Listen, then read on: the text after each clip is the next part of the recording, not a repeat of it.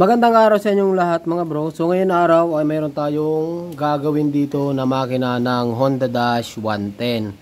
So ang problema nito mga bro ay stock up yung kicker. Tapos sabi naman namang may-ari ay mahigit 3 taon na tang naka-stock.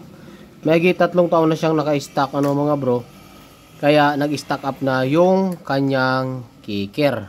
So nga pala meron tayo dito meron tayong tinuturuan dito. Gusto matuto gumawa ng makina kaya siya yung magbabaak niyan. At syempre mga bro, bago natin umpisahan yung ating tutorial, yung mga bago pa lang dito sa ating channel, huwag niyo pong kalimutan mag-subscribe para po lagi kayong updated tuwing mag-upload po tayo ng mga panibagong videos.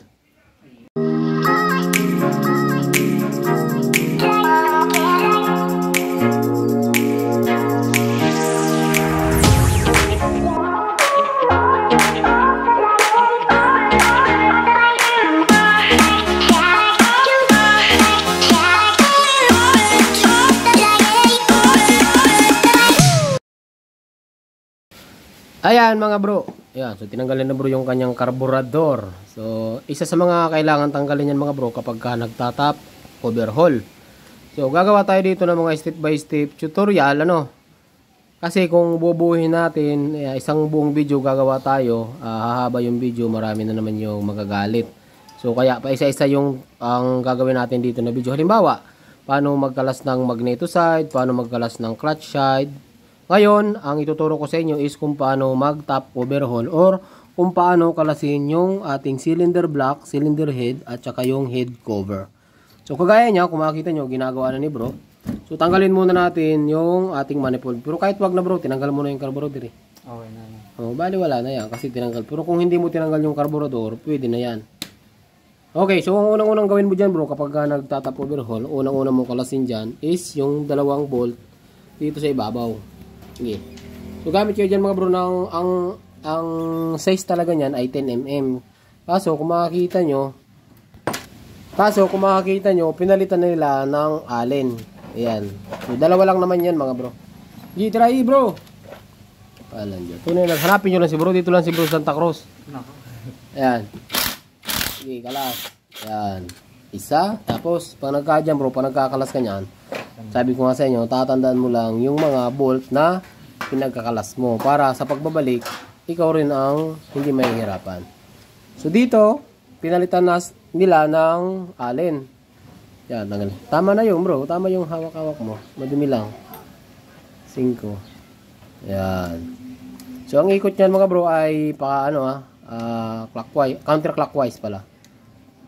Tapos, ito ay napatagas na yung langis nito bro, O yan, so wala na siyang langis. Mas maganda yon. Napatagas na natin yung langis. Yan. Yan bro, pwede mo ko tanungin sa mga, may mga gusto kong matutunan dyan. Pwede. Open tayo ngayon mga bro. So habang may tinuturuan tayo, pwede rin kayong matuto sa ginagawa natin. Ayun, hindi na rin stock yan.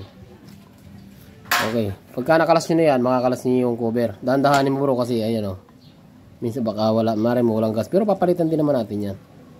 Iiwan mo na lang tong kabila. Yon. Tuyong-tuyo. Tuyong-tuyo. So, di ba mga bro, sabi ko sa inyo, kapag gumagawa tayo, mas magandang nasa timing. Pero ito, hindi na natin ita-timing kasi baak naman siya. Pero kung halimbawa, top overhaul lang, mas maigi, sinasuggest ko na lagi pong naka-timing ang ating makina. Pero ito, overhaul to. Kaya kahit wag na natin i-timing.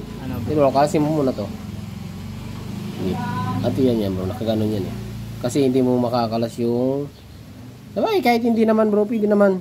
Kaso nga, mahihirapan ka magtanggal ng mayroon kasi ditong 8mm sa loob. Yun, diba? Yan, nakalas na. So kapag natanggal nyo yun mga bro, natanggal nyo yung ibabaw. So isunod natin dyan mga bro. Tanggalin nyo muna to. Mayroon tayo ditong 12mm, 4 po yan. Okay, tapos pwede nyo rin tanggalin to. Yan. Yung 8mm din yan. Kahit barilin mo na yan bro. Kahit alin mo ako dyan, pwede. Gusto mo, tanggalin mo yan. Kasi overhaul naman ang gagawin natin, kaya okay lang yan. Okay, tanggal.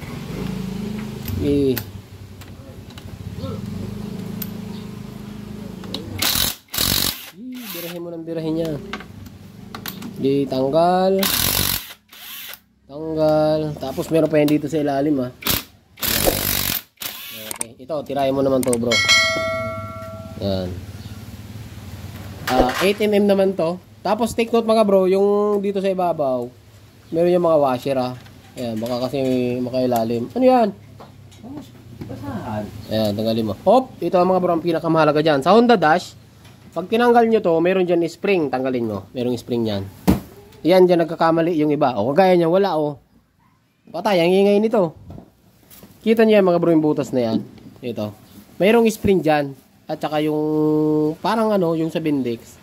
Ito, kung umandar man to, ang ingay nito. Eh, kagaya niyan, wala. Dapat meron yan. So, di ba wala. Kulang na kulang talaga to. Okay bro, tirahin mo to. Tanggalin mo to. 10. Ay, 8. Ito mga bro. Oh, may baril dyan. Ayun, ayun, ayun. Gi. Gi.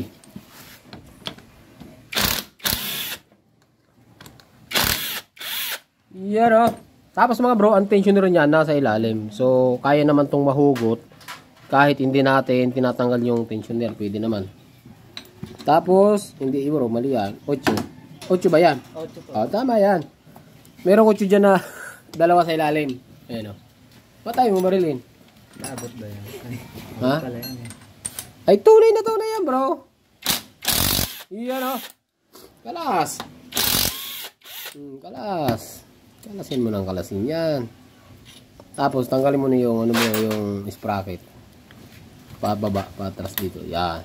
Okay na yan. Kahit bunutin mo na yan, bro. Bunot na yan. Hatawin na lang to. Hindi, kahit nga, huwag mo na alisin eh. Okay, okay na. Inalis mo na eh. Hindi, tanggal na yung head yan. Ano bro? Sikwati. Tanggal na eh. Hindi, sikwatin mo na to. Paghiwalayin mo na. Gamit yan ng panikwat. Or pamukpok. Hindi mo makakamay yan. Gawa nung matagal na nga siya naka-stack eh. Bagaman minsan yung iba bro, pagka kinakalas, kumaangat na. Hindi ko walang ko. Meron pa rin na ganyan, hindi umaangat. Kagaya niyan. Saan ka? Iya, ano nga bro? So, tanggalin natin. Oo, malambot lang. Oo, ano nangyari dyan? Pati niya. Patay tayo dyan, boy. Ito. Yung black. Kaya ano mo pala nag-stack. Wala na. Palit black na to. Ano bro, tingin mo? Sige, punutin black. Lalasin ang kalasi bro. Oho. Ay, galing mo bro. Mariksikwat ano? Ito, kalasin mo pala to. May roller para dyan. 10mm yan. Kasi hindi nyo mahugot yung black hanggat nandyan yan talaga. Yan o. Kalas ng kalas. Tanggalin mo muna yung bro yung roller. Matigas yan. Alam mo kung bakit. Eh, ito naman ang pistong kapit na oh. Dikit na. Hindi ano na to. Wala na talaga to. Hindi talaga andar to. Sira. Pokpok kayo. Diyan. Pokpokin mo na ngayon bro. Matigas na yan. Nababa pa ba? Yun ang itsura. Piston. Wala na. Mukhang matagal na itong naka-stack. Kala hindi na kinuwi. Ha? Mukhang matagal nang naka-stack yan boy. Oh. Sige bro, bira. Birahin mo ng birahin bro. Yawn. Yawn. Matigas na nga. Nabunot na rin to. Nagawa na rin to. May mga gasket na eh. Naku! Mukhang mahihirapan tong ating mga kaibigan. Kapit na kasi talaga mga bro. Kapit na rin naman talaga. Lalabas ito mga discarding malupit ni bro. Ano na talaga yan? Kapit na yan bro. So sa mga ganito mga bro, kapag naka-encounter kayo, wag nyo sisirain yung seat, yung block. Ito okay lang mawasak kasi durog na rin naman talaga ang block niya, oh, di ba? Durog na. Pero yung seat niya, ito ang wag nyong sisirain. Kasi pag once nasira yan, tatagas talaga yan. Hindi bro, diskarte eh. Kahit wasakin mo ang block, okay lang kasi sira na rin naman talaga yan. Pero yung ano, Dapat hindi mawasak yung Ano? valve Ayaw seat. Ayaw yan. Yung roller bro sa ilalim, natanggal mo na yung, ayun, yun. Yan. Okay na yan. Tanggal na pala eh. Tigas yan bro. Makakaubos ko ng kape dyan. Ilang kape mauubos mo dyan? Ayan, 4-in-1. Ay, tunay! Oh, yan oh. Tanggal na. Eh, kalas na nga. Patingin niya. Bro, patingin niya ng black. Nakalas na oh. Ay, wala na to. Natubigan to. Pero pwede pa sana pagtyagaan to. Ang problema nga, yun sa ibabaw. Problema yun sa ibabaw. Ito mga bro. Kita nyo ba? Yan. Kita nyo? Wasak na po ang black niya. Pero kaya pang gawa ng paraan to. Bro. Kaya ko pagawa ng paraan to. Lilihain lang natin. Kaya panliha to. Yung 2,000 ni Dindi. Dindi. Kaya pa to bro. Pwede. Wala naman sugat bro yung mga ano. Ito niya. Yo bro, tanggalin mo yung pin. Lock. Ito. So meron dito mga bro yung lock ng pin. Kabilaan yan. So kahit saan naman dyan, pwede nyo tanggalin. May mga piston nagkatama oh. Pwede pa yan, kaya pa to. Meron ba dyan? Hindi pa. Meron sa kabila, meron din dyan. Yan, kalasin natin. Kapag natanggal nyo yung pin na yan, diretso na yan, mahugot na rin yung pin mismo ng piston. Pin lock kung tawagin. Ito mga bro, sa totoo, kaya pang gawa ng paraan to. Kaya ng pinakamanipis na liha to. Kasi ito lang naman ang tatanggalin natin dyan oh. Yung kumalawang. Itong kinalawang dito. So, ito nga lang ang may sira dito kung tutuisin eh. Ang problema, yung loob, malalaman natin yan. Malalaman natin yan. Ano ba sa tingin mo? Overhaulin ba natin? Overhaul na to.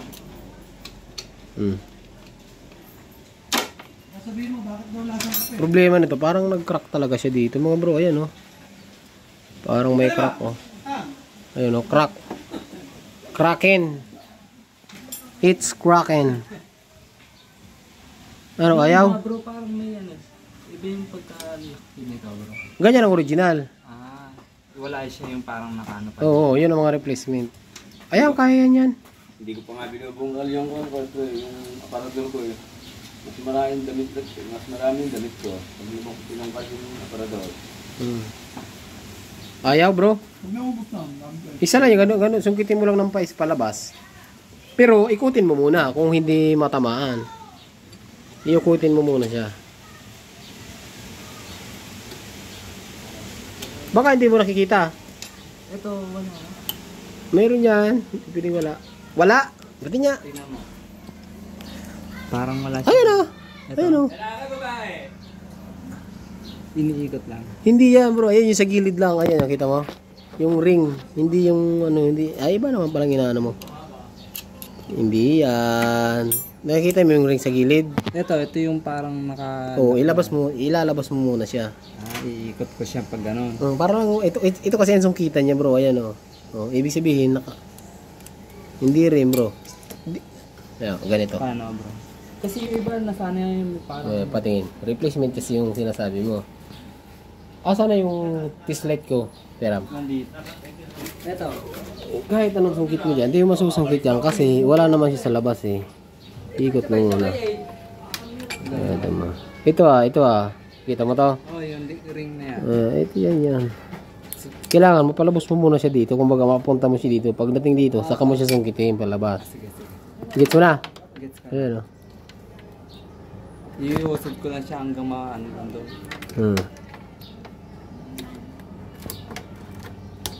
Ito. Dadali din yan. Ayan o. Diba? Pag nakalabas na, mo sisungkitin dito. Ayun. Yun, gano'n lang, kasimple. Simple lang, di ba? Replacement na. Kailangan mo lang talaga diskartehan bro, kasi tatagal lang ang trabaho mo pagka ayan, kalas na natin mga bro. Ingat mo na. Ayan mga bro, so nakalas na natin yung head, nakalas na natin yung block. So susunod naman natin siguro yung ating magneto side na mga bro. So sa ngayon, nung andito lang yung video natin, abangan nyo na lang yung part 2 ng ating video. So hanggang dito lang yung video natin. Magandang araw sa inyong lahat at ride si Plage.